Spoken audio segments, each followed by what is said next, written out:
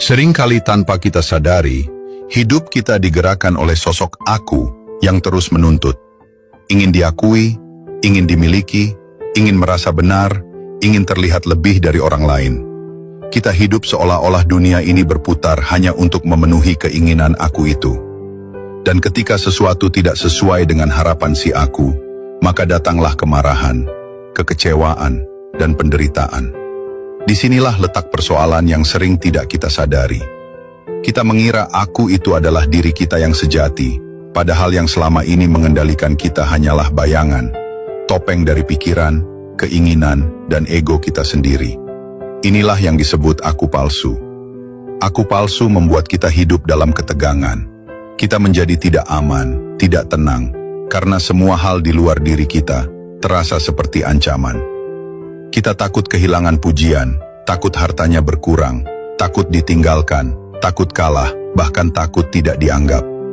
Padahal, semua itu tidak akan pernah bisa kita genggam selamanya. Dan hidup dalam ketakutan semacam itu, bukanlah hidup yang utuh. Sementara aku sejati, dia tenang. Ia tidak membutuhkan pengakuan, karena ia sudah utuh. Ia tidak harus memiliki, karena ia tidak merasa kekurangan. Aku sejati, tidak menguasai dan tidak dikuasai.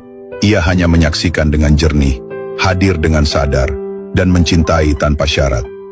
Ia bukan bayangan yang diciptakan oleh pikiran, tapi cahaya yang selalu ada di balik segala pengalaman. Jika kita terus membiarkan aku palsu yang memimpin hidup kita, maka kita akan terus berada dalam lingkaran reaktif. Marah saat tidak mendapatkan, iri saat orang lain lebih, gelisah saat tidak dianggap. Tapi jika kita mulai mengenal aku sejati, maka perlahan kita akan terbebas dari jeratan aku-aku yang semu itu. Kita menjadi lebih damai, lebih jernih, lebih merdeka. Jadi, pertanyaannya adalah, siapa yang mengendalikan hidupmu saat ini? Apakah engkau sedang dikendalikan oleh si aku yang penuh tuntutan? Ataukah engkau sudah mulai kembali ke rumah, tempat tenang di dalam dirimu sendiri, di mana aku sejati menanti untuk dikenali?